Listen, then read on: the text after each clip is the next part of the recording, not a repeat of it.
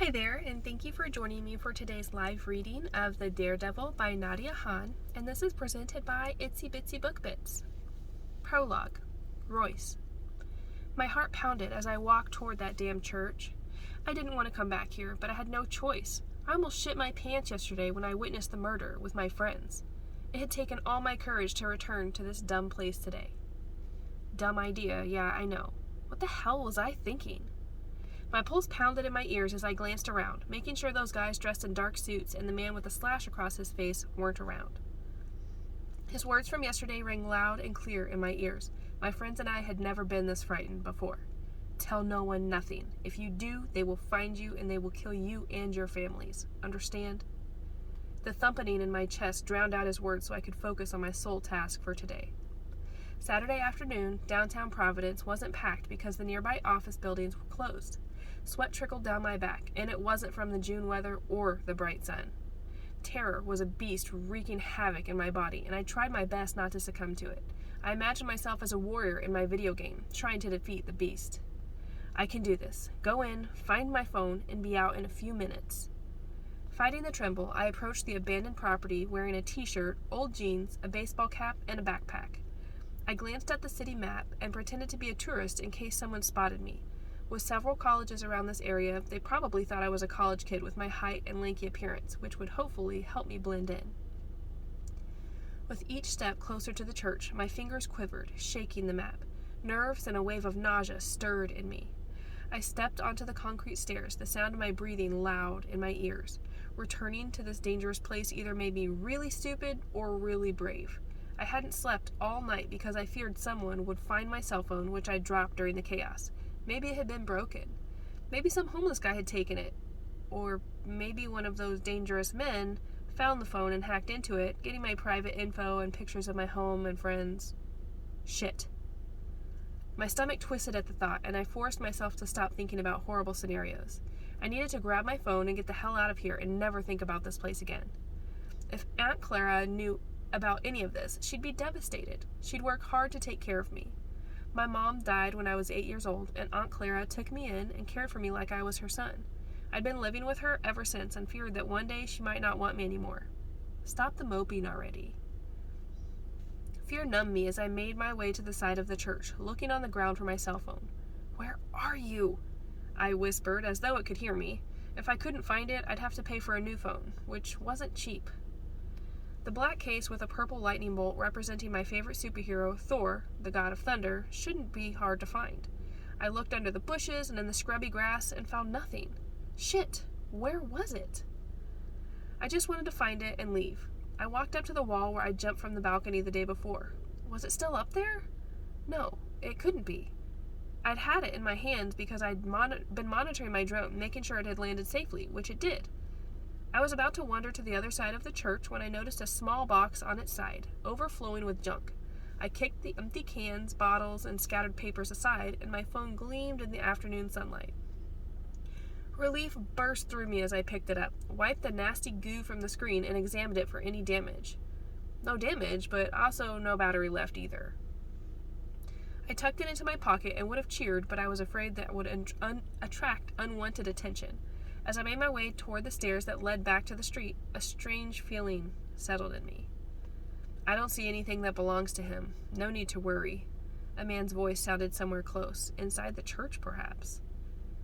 What if he were here to kill another person? I knew I should run, but froze at the sound of his voice, his accent. Something about it nipped at me. Goosebumps rose all over my arms in such a way that I could almost feel each bump rising from my skin. Footsteps broke my trance. I hurried down the stairs and raced toward the bus stops 2 blocks away. As I waited for the bus, I replayed the man's voice in my head. I'd heard the Icelandic accent before, but where and when? Chapter 1. Michelle. Nerves stirred in me as I glanced out the plane's window, admiring Iceland's breathtaking landscape.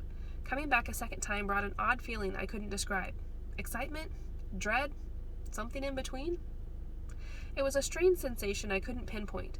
It could be nerves stemming from the unknown, since this was my first contract job for an innovative beauty product company in a foreign land, or it was just me trying to find balance in my life. I had thought the 2 years with my ex-boyfriend, Julian, had stabilized me, but when things ended, I fell on my ass, bruised, shocked, and ashamed. Breast implants would make you look hotter. I'll pay for them. That dress will look great on you if you lose 5 pounds. Why don't you add another workout to your schedule? The numerous comments from Julia replayed in my mind. How did I put up with that jerk? He knew about my body insecurity, and yet he stabbed me right in the open wound, one that had been healing since I was a teen. Not only did he pour salt all over it, but he also ripped it open even wider. I wished it was all his fault, but I blamed myself too. Why did I allow him to hurt me like that? Why hadn't I seen the ugly character beneath the handsome face? No more. No man would ever do that to me again. I was grateful when I caught him on a date with another girl while I was out at the same restaurant with my friends. Sometimes it takes a shock to wake someone up. No one should depend on another person for their self-worth. I understood that now.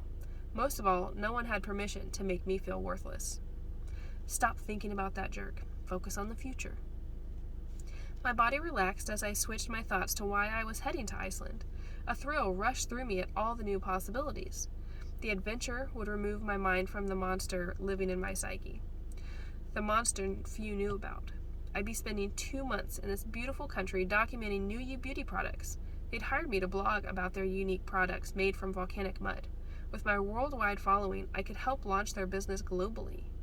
Besides the regular salary, they'd also paid for my flight, hotel, and housing during my stay. Though the pay itself wasn't great, it wasn't important. This was an opportunity to explore the land while I worked. The last time I was here, I'd been rushing and didn't have time to fully discover this country. I glanced back at my laptop screen, which displayed my latest post on my blog, Finding Life's Treasures. April 5th. On my way to a new adventure in Iceland. This is my second time in this beautiful country. Have you ever been to a new place and felt a connection you couldn't explain? That would be me with Iceland. The first time, I only stayed for a week. I'm staying longer this time, hoping to find out what that connection is. Perhaps there's a treasure waiting for me. Have you been to Iceland? Any suggestions on things I should do? Let me know in the comments. May you find a new treasure today, M. I closed my laptop, put it away inside my roomy purse, and made a mental note to post again as soon as I was settled into my apartment. Leaning back in my seat, I thought about my first visit to Iceland, a college graduation gift from my mom. She had asked where I wanted to go, and I chose Iceland. Why? Iceland was a country I didn't know much about, and I had picked it on a whim.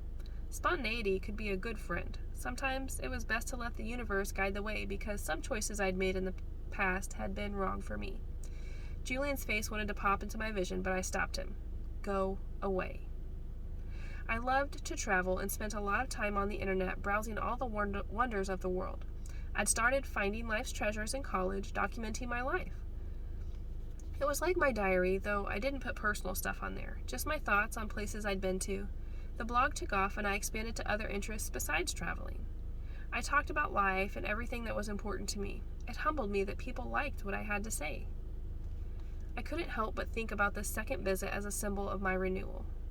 The first time, I found the courage to reclaim my life from my mom. Parents had a grip on their children in unimaginable ways. They shaped their children's beliefs, their lives. Mom was no different. I had grown up under her wing. What she didn't know was that I also developed a monster that changed my life forever. An illness that could only be numbed by seeing new places, meeting new people, and experiencing new things. That was why I traveled. But no one knew this, and I wasn't ready to share it. Even my close friends, Audrey and Kira, didn't know this about me. Certain things were better left in the dark. Now I was ready to reclaim my life from the monster. No, it wasn't my ex-boyfriend, although he made the monster bigger.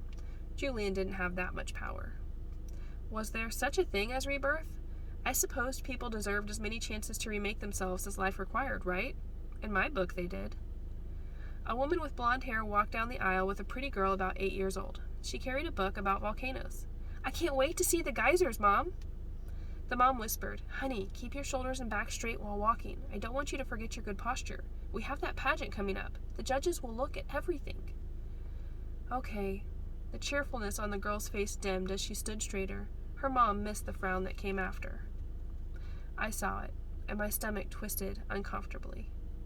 The sight brought on a sour memory. I knew exactly what the little girl was going through and how her life would change, how a monster would grow inside her psyche, too.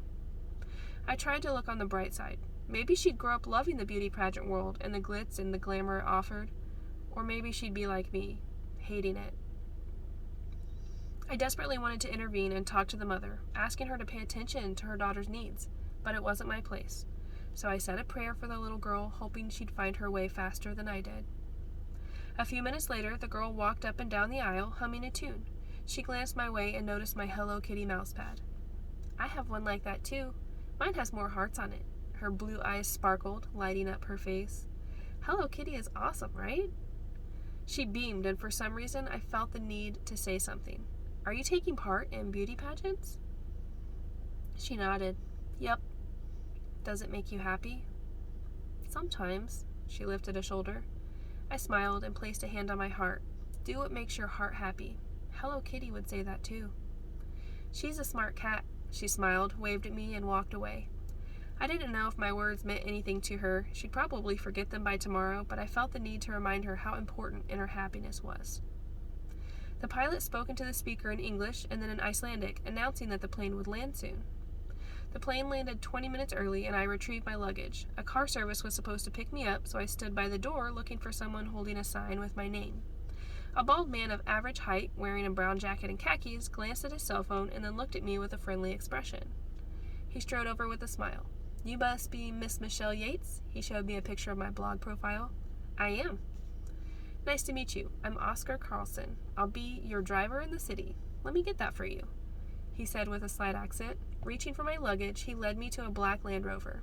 Nice to meet you too, Oscar. He opened the back door for me, took care of my luggage, and then we were off. Dark clouds loomed in the sky. Is there a storm coming? Yes, ma'am. Your flight just made it in time. I'd never experienced a storm in Iceland, and I didn't know why I wanted to. Normal people preferred nice weather during their vacation to explore and sightsee. Something must be wrong with me if I wanted the thrill of danger. Well, I wouldn't mind the inclement weather if I was safe and dry inside this car or in my apartment. New You Beauty had rented the apartment in the middle of the city, so I didn't have to walk far to get to the office. Metal clanked loudly, followed by another sound which caused the engine to slow down. More noises erupted, forcing Oscar to pull over on the side of the road. Nerves rattled my stomach as I glanced at the dark clouds. Unlike the Providence or Boston airports, the road out of Keflavik Airport reminded me of driving through the flatlands of Arkansas, with no buildings in sight. Flat land greeted me on both sides. The idea of weathering a storm while stranded on a road with a stranger didn't appeal to me anymore. Oh no, Oscar's worried voice didn't bring me comfort. Stay here, I'm going to check out the engine. He exited the car, opened the hood, and then quickly closed it when the rain came. Rain poured and lightning flashed in the distance. I couldn't help but admire the beauty of the lightning as it cut through the dark sky. I'd always loved watching a thunderstorm in the safety of my home. All that electricity, all that power illuminating the sky drew me to it. Thunder roared, and I heard Oscar curse before dropping out of view. I rushed out of the car and hurried over to help him as rain and wind slammed into me, almost knocking me sideways.